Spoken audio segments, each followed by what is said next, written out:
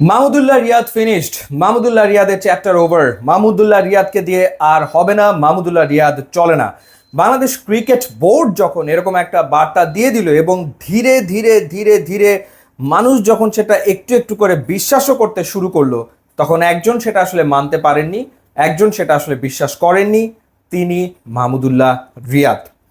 এবং সেই মাহমুদুল্লাহ রিয়াদ কোনো প্রেস কনফারেন্স করেননি, কোনো ইন্টারভিউ দেননি, কোথাও কোনো টু শব্দ পর্যন্ত করেননি। হি প্রিপেয়ার্ড হিমসেলফ, নিজেকে তিনি তৈরি করেছেন। এবং সম্ভবত বাংলাদেশ জাতীয় দলে ঢোকার আগে তাকে যে পরিমাণ পরিশ্রম করতে হয়েছে, তার থেকে আমার ধারণা যে ডাবল পরিশ্রম তাকে করতে হয়েছে নিজেকে আরও একবার ন্যাশনাল টিমের জন্য প্রস্তুত করার ক্ষেত্রে। এবং মাথার ঘাম তিনি আরও একবার পায়ে ফেলেছেন, সেটা 2023 ওয়ানডে ওয়ার্ল্ড কাপের আগে। এবং 2023 ওয়ানডে ওয়ার্ল্ড কাপে তিনি যা করেছেন সেটা তো আসলে আমরা দেখেছি। 7 ইনিংসে 54.66 গড়ে 328 রান, বাংলাদেশের পক্ষে সর্বোচ্চ রান গেটার বিশ্বকাপে, যেখানে মুম্বাইয়ের ওয়াংখেড়ে স্টেডিয়ামে সাউথ আফ্রিকার বিপক্ষে তার সেই অসাধারণ সেঞ্চুরি, বিশ্ব মঞ্চে বিশ্বকাপে তার তৃতীয় শতক। তো ওয়ানডেতে তিনি তো ফিরলেন, কিন্তু প্রশ্নটা থেকে যায় যে টি-20তেও তার কামব্যাকটা হবে কিনা। 2022 সালে এশিয়া কাপের পর তিনি আসলে টি-20 দল থেকে বাদ পড়ে যান এবং 2024-এ এসে বাংলাদেশ ক্রিকেট বোর্ডের কর্তারা আবারও বলেন মাহমুদুল্লাহ রিয়াদ টি-20তে অটো চয়েস। অর্থাৎ তিনি এটা ক্রিকেট বোর্ডের কর্তাদের বলতে একরকম বাধ্য করিয়েছেন। দারুণ একটা দুর্দান্ত একটা ওয়ানডে ওয়ার্ল্ড কাপ খেলার পর বিপিএলে তিনি ফরচুন বরিশালের হয়ে 13 ইনিংসে রান করেছেন 237, যেখানে স্ট্রাইক রেট ছিল 134.65 এবং তার গড় ছিল হচ্ছে 30। বেশ কয়েকটা ভালো ইনিংস, বেশ কয়েকটা ম্যাচ জেতানো ইনিংস খেলার পর আবারও তিনি টি-20-র বিবেচনাতে এলেন এবং শ্রীলঙ্কার বিপক্ষে যখন তিনি সুযোগ পেলেন তখন তিনি 27 বলে একটা হাফ সেঞ্চুরি করলেন। 27 বলে হাফ সেঞ্চুরি করলেন এবং সবশেষ যে জিম্বাবুয়ের বিপক্ষে সিরিজ এবং যেই ম্যাচটাতে 15 রানে বাংলাদেশের 3টা উইকেট পড়ে গেল, সেই ম্যাচেও তিনি 36 বলে দারুণ একটা 50 আসলে করতে সক্ষম হন। তার বয়সটা ঠিক এই মুহূর্তে 38 পেরিয়ে 39-এর দিকে এগোচ্ছে, বা 39।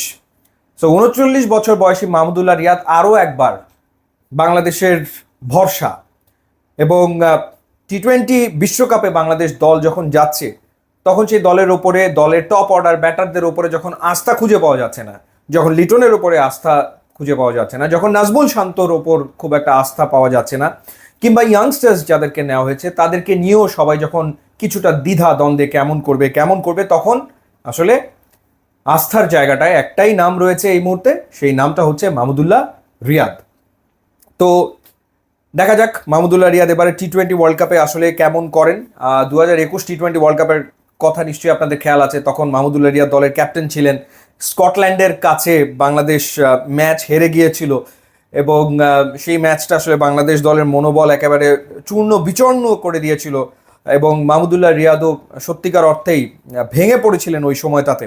এবং তার পরবর্তীতে 2022-এ তারা টি-20 ওয়ার্ল্ড কাপ খেলা হয়নি, এশিয়া কাপের পর তিনি বাদ পড়ে গিয়েছিলেন। তারপর তার এই বিরচিত কামব্যাক, বাংলাদেশের ক্রিকেটের ইতিহাসে এরকম কামব্যাক আসলে আর নেই।